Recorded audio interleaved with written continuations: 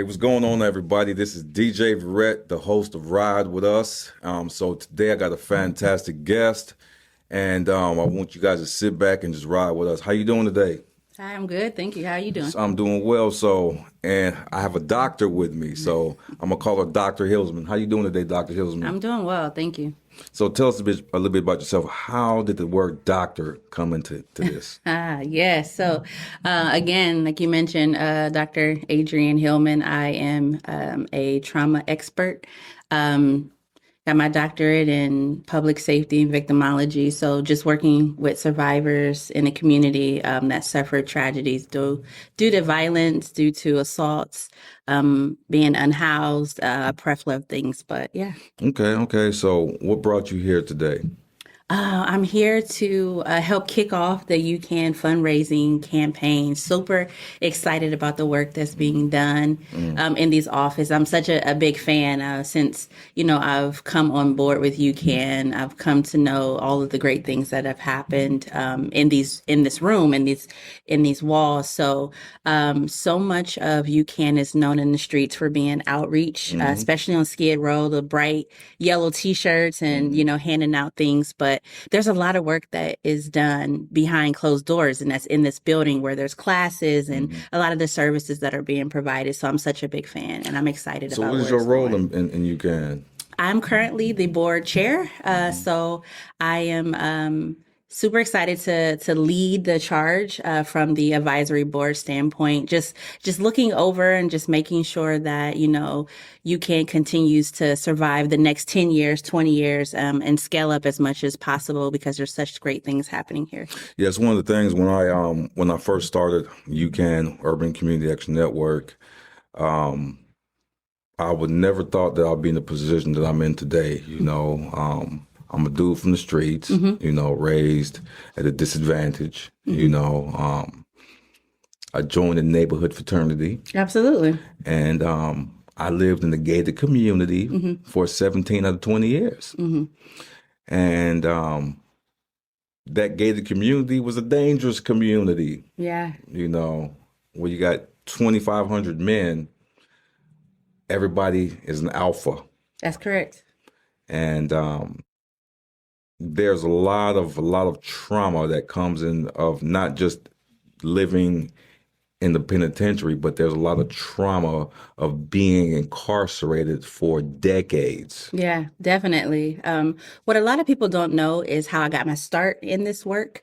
I've actually was a member of the gated community, but on the other side. So very early off in my collegiate career, I interned for the prison. I did 2 years doing intakes and 8 hours a day. yeah, yep, 8 hours a day. But the thing is, the difference is I got to go home. I realized quickly that that's not what I wanted to do. I wanted to be on the outside. I wanted to do reentry because by then it was too late.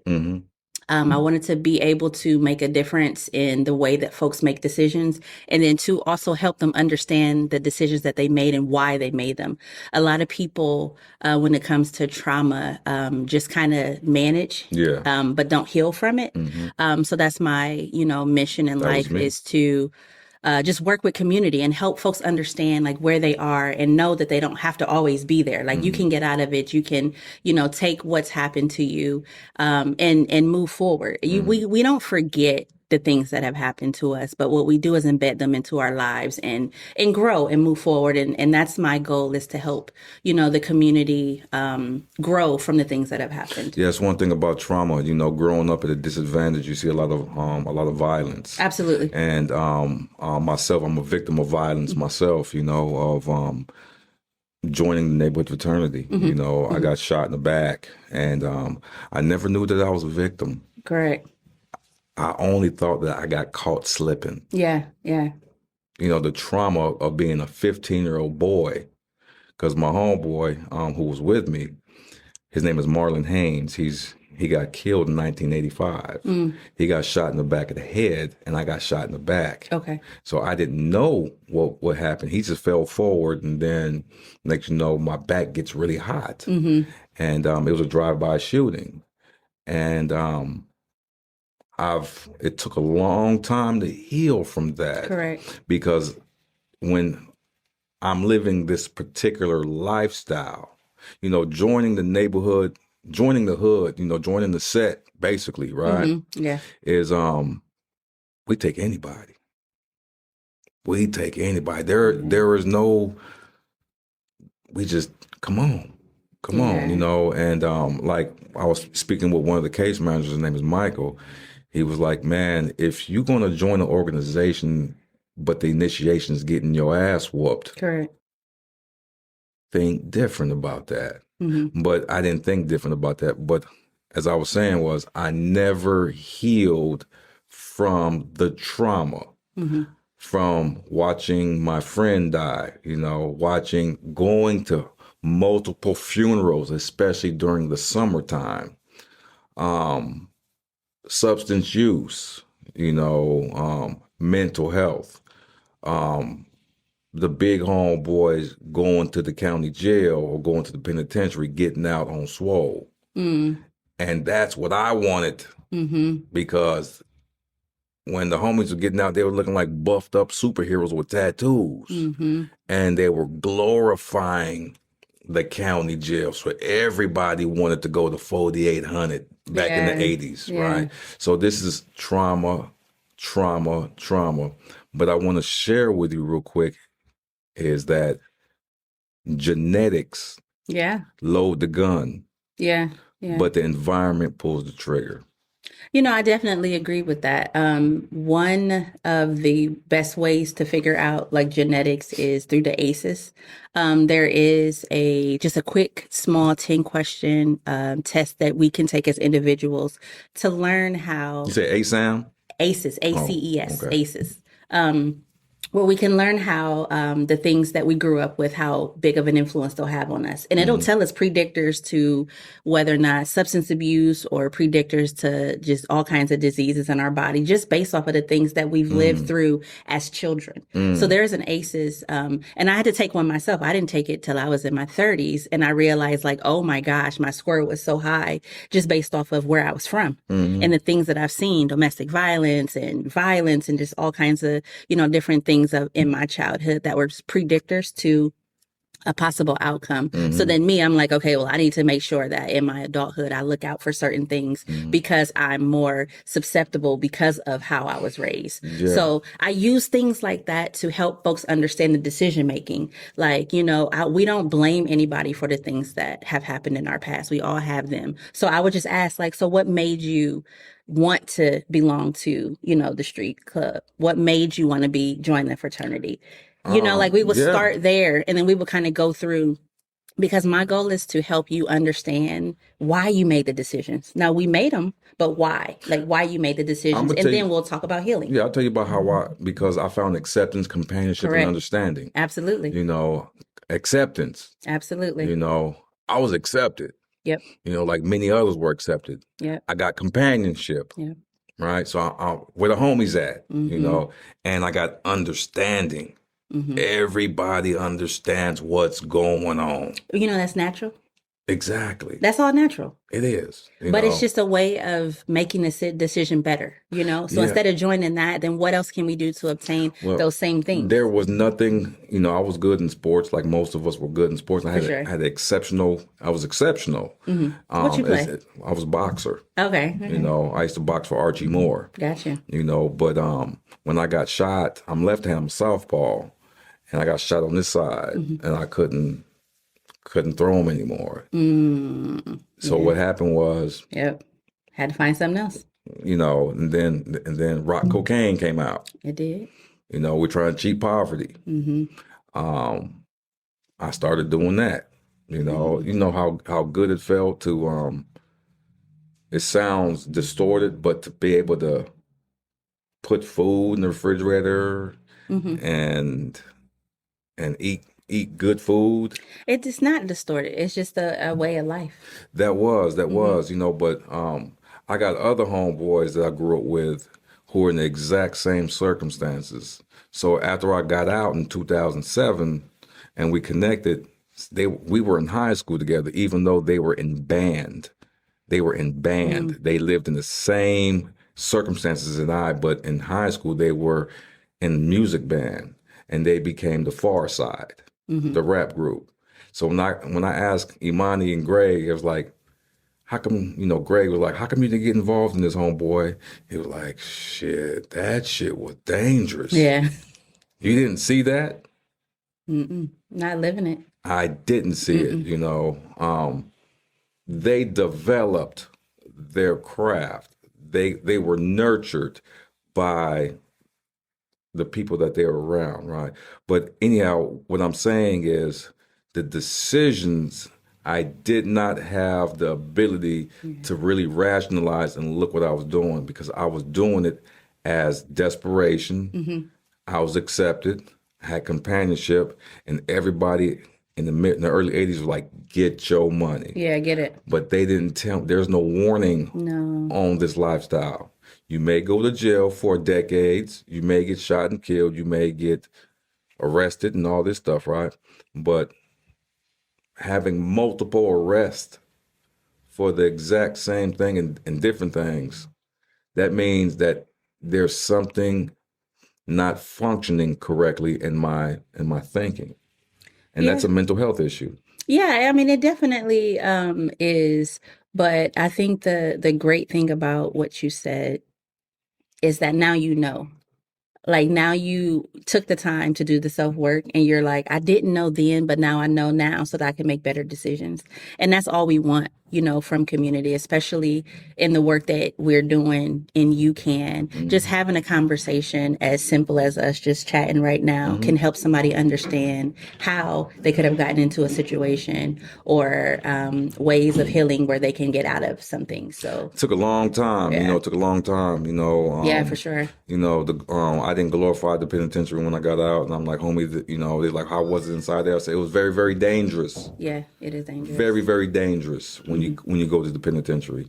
But it was a mental health disorder that I had, because like many others, we will make the wrong decisions. So I'm rationalizing that the business that I'm in, even though it's illegal, I'm rationalizing, saying that it is okay. Yeah, I think the great things about intervention groups, like our interventionists that are out on the streets, is that now folks have the option of listening to this before they make, bad decisions, or, being able to understand that, prison is not the coming out looking all buff with the tattoos. Like, that's really not, that's about survival and what that actually looks like. So, back in the day, we didn't have This was all that. black when I got out. Like, now look at this. This is all right, gray with all now. all the work that's being done. But, now there's, a little bit more options, now for folks, instead of ending up there. But there's so much more work that needs to be done. And I think that's why we're here. That's one thing about it, because you're a trauma expert, and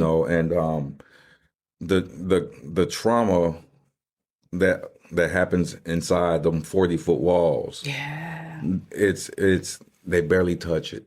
Yeah, So, isolation is huge. Yeah, they very rarely, a victim of violence in the penitentiary, they're not really treating that trauma. Yeah. What they do is they lock you up and they transfer you to a different institution. And you sit with it. And you sitting back, so the trauma is not, because I've seen some horrible stuff on the inside. Oh, I have too. And by seeing that, like sitting in like this close, somebody come up and just stab this dude in the chest. They're not after me, but they're after him. Yeah. But he just happened to be standing next to him, and they blast him with that knife. It's like, what I gotta do, I gotta walk away and carry that with you, and it doesn't leave. Yeah. It doesn't leave. So, but then getting out of that environment, coming back into society. Reintegration is a big piece. If you don't have that support, you can easily go back. That's why recidivism is so high, because reintegration support is needed. I mean, there's so little that's out there that's working, and we need funding for it, to continue to keep it going. But we see a lot of our folks that just go right back because of the lack of support. I mean, you come out thinking that life is the same way as you went in, and it's just very hard to comprehend, a new way of thinking, a new world. We got cell phones now. We got all kinds of different things that in the world is constantly changing, with cars that are driving themselves. You can get a cab to take you somewhere with no driver. Yeah, yeah, it was totally crazy. You Yeah. know, it's trauma. It's trauma informed. There's no trauma informed care. There's a lot of stuff. Yeah. Like when I got out, you know, it was a totally different environment because I go in 1990 and I get out in 2007. You know, so they got laptops and lattes now. That's right. Correct. And Green juice and everything. you know, Yeah. so it's my PO told me, he's like, you are going to go back into the penitentiary within 180 days. And I said, why did you say That's that? horrific. And he's like, because if you spent a lot of time in the penitentiary and you don't have you didn't finish high school, so more than likely you're going to go back. But he didn't know that I was getting outside support and outside Yeah, that's right. help. That's right. I never And that's talked key. about it. Yeah, that's very key. For any type of support in reintegrating, especially I would say over 5 years, anything over 5 years. You know, between 1 and 5 years, the chances are higher of you succeeding. But anything 5 years and older, that support is key, especially in being able to find a job. Somewhere, you know, to lay that's safe. You know, sometimes these, you know, some halfway houses are amazing, but then we have some that, you know, kind of produce more Yeah. criminals than anything. They do. You know, it was a big deal. There's only one thing I changed. What's that? Everything. Yeah. I changed everything. And because of my undeveloped mental health of decision making, that's why I always drank and used. Gotcha. Yeah. Self-medication. Yeah. And we do a lot of the self-medication. A lot of folks don't really see the two, that how they're connected. But self-medication is definitely something that's high, especially in, you know, our culture. So yeah, we're leaning more into trauma-informed services because folks are now really starting to understand the significance to having mental health treatments, especially coupled up with unhoused services or whatever the case is bringing into, you know, that mental health stability part, because it's all in education for me. is. I'm not a big fan of pushing, you know, medications. That there are, you know, some folks that may need that extra support, but it's the foundation is in education. If you don't know what's happening internally, it's going to be hard for you to heal and produce outwardly because you don't know what's going on with your body, your decision. We talk a lot about the flood of hormones and like, I'm fine 1 minute and then I'm just insane the next minute, and like understanding triggers and what triggers do to your body. And how, you know, how just over time, you know, things can get worse if untreated. Yeah, it was I sought the help, you know, because I Absolutely. would sit back, especially in my later years of the penitentiary, I'll sit back and watch people just return, talking about it's hard out here. And then so when it was my turn to get released, when I touched these 10 toes down back in society, I felt like I was asleep for a long time. You know, so I get out and I actually raised my hand and said, I think I need some That's amazing. some help, you know, and then which was free, and this is what they're supposed to do. I had to ask for the assistance because I'm not afraid of the penitentiary. I'm afraid of society. Yeah. So let me ask you, in making the decision to ask for help, and how could you encourage someone that's watching this now? How could they ask for help? Raise your hand, you know, and this is what I needed to see it. You know, I had to take the first step. And so when I work with men and women who are incarcerated, who get out, that's what you can is about. You know, it's about you can make a difference. You can rebuild your life. And they asked me, what did you do, DJ? I said, for real, I raised my hand. I said, I need some support. I need help. That's right. I'm an addict. I'm an alcoholic. I like drinking and getting high, and I like doing illegal things. Correct. Yeah. You know, for some money. You know, and I don't want to do that no more because I knew that for some reason that it was a small belief inside of me that I can do way better than I used to do. Yeah. Yeah. And so sitting at the bus stop. And it said, become a drug and alcohol counselor. I said, I know about drugs and alcohol. Yeah. Yeah. Expert. So I went and signed up. And I became a drug and alcohol counselor. That's amazing. Yeah. I did that, and I got a job as a case manager. And then, especially in reentry, when homies is getting out that I did time with is on my caseload. Yeah. Yeah. Because And now you don't, right? yeah, and they would see it, be like, Ghost. Mm-hmm. Like, yeah, dog, I'm gonna do your treatment plan for you. Yeah. Like, damn, we used to get loaded together. I'm like, yeah, I know. We used to walk the track, buff iron, do all that. But But now, you're the example now. You've walked the path that they can now see. yes, and that was the start of something. Absolutely. They were like sitting on the opposite side of this table, and they were like seeing me as their case manager that we used to walk the track together Yeah, with. getting money. And That's you right. know, and doing what we were doing, and that inspired them. But that also kept me in. They thought I was helping them, but it was inspired me to keep moving forward. You dig what I'm Absolutely. saying? So Yeah. by doing that and getting more education, I began to work as from case manager, counselor, director, clinical supervisor for the Department of Corrections Reentry That's Program. beautiful work.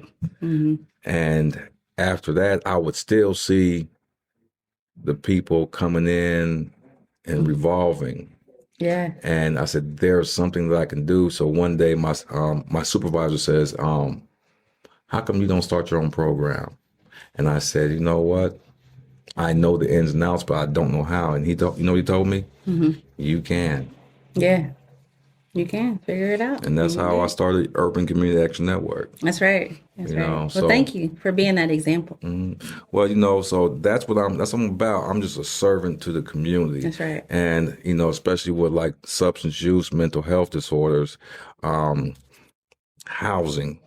Housing is a big thing. So I look at it like this, Dr. Hillsman, is if mental health disorders is not treated and sustainable, that person is going to go back to substance use. Yeah. So we can build homes and houses and housing. So those outdoor encampments, if the mental health is not treated, will become indoor encampments. Correct. And eventually they will definitely lose that apartment and go back to homelessness. So I think key factor is not housing or substance use. I think it's mental health. What are your Mental thoughts on health. that? Absolutely. That's what I was alluding to earlier. You have to incorporate mental health into, because it's all decision making. I don't think anybody raises their hand and says, I want to be on the streets. It's all in decision making. It's all in the trauma. It's all in what's happened before and helping people understand why they're making the same decisions over and over. I use the example of, somebody just trying to quit smoking. They try to quit and then they go back to it, and they're trying to quit. They go back to it. I'm gonna hit a couple times. I got you. And then they break the cigarette and they, they do all the I'm just gonna different hit it a couple things. times. That's right. But for me, it's just a question. Yeah. Like, what is it doing for you? Like, why do you feel like you need it? And then we'll just go down that road and we'll start talking about it, and you make the decision. It's enjoyable. I don't enjoy this anymore. I actually am just doing this just because this is what it's actually doing to me. And then with education, you make better decisions. Yes. I'm never going to take a cigarette out your hand. But what I'm going to do is like, they got such and such in it. That's embalming fluid. Or that's this. I'm going to just let you know all the information. You Same make a thing. decision for yourself.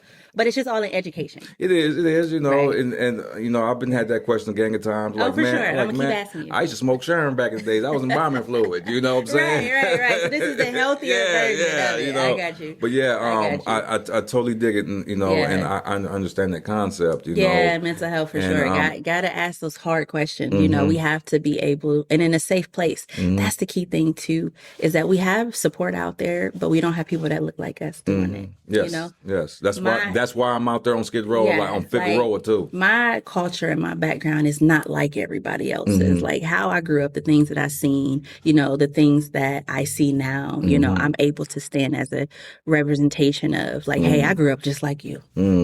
The stuff that you seen, I seen it too. Like, dang, that's what happened in your house. Like, we got it 10 times worse too.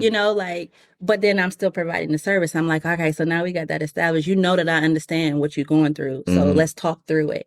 And it's creating that safe environment. So I encourage folks that are looking to go into the field, jump into it, because we need more folks like us to help coach people through hard times. Want to hear something funny? Yes, is it? I'm a servant to the community. I'm a servant to Skid Row and Figueroa. So the work that I get a chance to do out there, guess what my nickname is now on Skid Row. Okay, I knew what it was before. I have no idea what it is now. Now, the homies used to call me Ghost. Right, I knew that. You know, family and friends call me DJ. Yeah. My folks on Skid Row, because I go Skid Row so much and I'm down there providing services, they call me Pastor. Okay, I see it. I'm walking down the street and I pull up and I'm walking. I'm like, hey, y'all. Like, hey, Pastor. I'm like, I see it. did you just call me Pastor? Yeah, I see it. I'm like, why are you calling me Pastor? It's like, because you're doing God's work. They holding you to that standard, that higher standard. I get it. I love it. Yeah, I'm like, man, this stuff is blowing me away. You calling me Pastor, but it's and then another thing, is a lot of violence down there. So that's why, with adequate mental health support and services, it's they can rebuild their lives, but there's another area of Los Angeles that needs support because there's a lot of trauma going there. It's Figueroa. Yeah. Now the crazy thing about it is Figueroa been like that since I was a youngster. Yeah, I know there's tons of folks that would love to get down there and do work. It's just a matter of getting other people to take it serious. Because like you said, it's been going on since you were a youngster, so they don't think that there's another way. They don't see that, there's a path clear to be able to, get through that. But I do a lot of work it's in a hustle. human trafficking. So it's a lot of money in that. But they not getting none of it. None of it. Absolutely not. None of it. So, yeah. So Figueroa and a couple of other different corridors is, a lot of the time I spend is just, again, educating folks. I can't walk up to somebody and tell them, hey, it's a better life out here if I don't have the resources to give them to go get it. And that's the part where I feel I don't like cheating people. That's right. Yeah, always be honest, for sure. And one thing about having nonprofits, man, you guys watch this, man. Go to our website, man. Please donate because we cannot stop the work. Sure. It's like I feel like I'm cheating, especially these young kids on 107th Street Elementary School. They're like, DJ, you coming back? And I gotta say, yeah, I do go back. Not as frequent as I used to because the funding ran out. So I cannot go back there and I feel like I'm cheating them because they look forward to me coming down there. Yeah, so talk to me about the money. So if you had a wish list, and the donations poured in, what would you use the money for? I would use the money for capacity building. I would hire more staff and we can have a bigger place where we can actually do the work, continue the work. I would have temporary interim housing and they can stay there for 6 months, amazing. 6 to 9 months for free.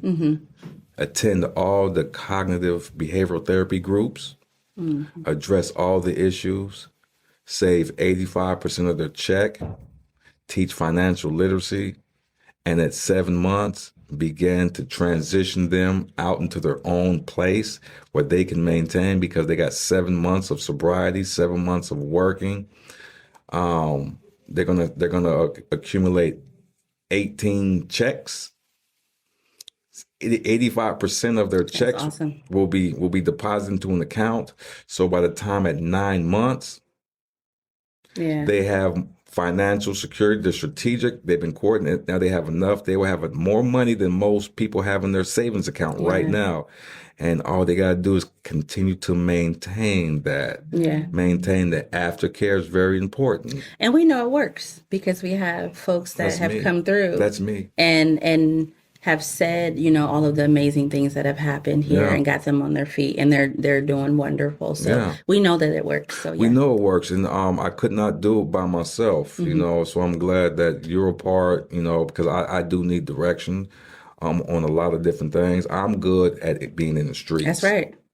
I'm really good at being in the streets, and just being the face and being approachable by potential clients. I do got some education, which I do rely upon, but some other stuff, dealing with PsyD master students that are willing to come do their their hours. Yeah, for sure. Internships, Their definitely. internships are very Yeah. important. So Yeah. this is the important stuff that UCAN does. And we want y'all to ride with us. Of course. Ride with us through all Let's this go. stuff, man. So this is what we're doing.